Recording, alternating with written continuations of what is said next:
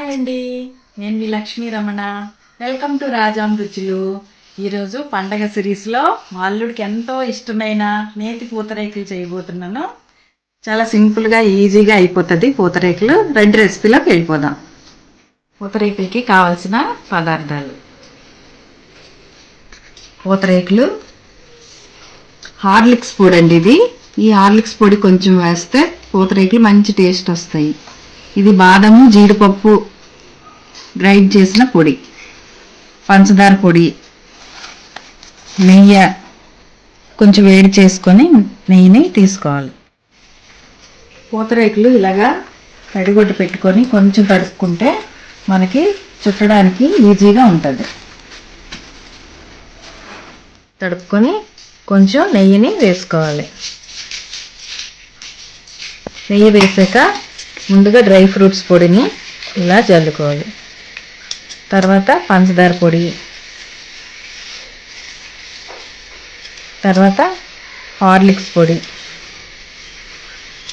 ఇప్పుడు దీని మీద ఇంకో పూతరేకుని పెట్టుకోవాలి.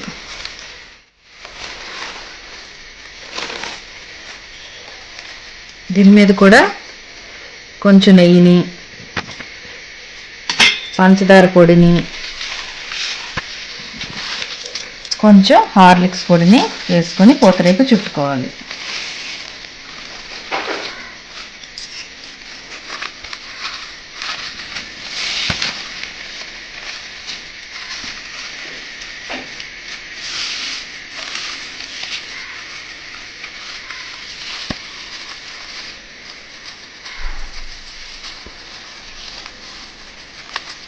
అంతేనండి, పూతరేకు రెడీ.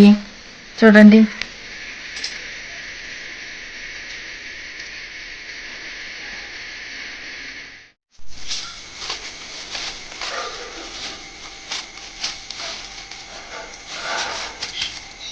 ఇప్పుడు బెల్లం పూతరేకులు. ఏం లేదండి, పంచదార బదులు బెల్లాన్ని మనం తీసుకోవాలి అంతే.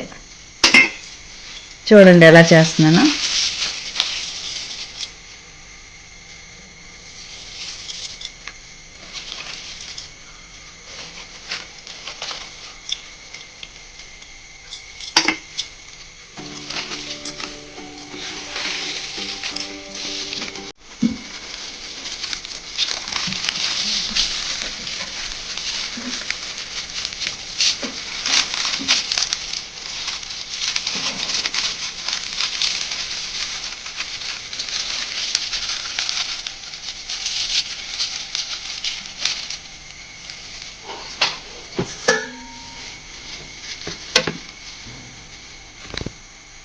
ఎంతో టేస్టీ అండ్ ఈజీగా 5 minutesలో అయిపోయే పూతరేకు రెడీ.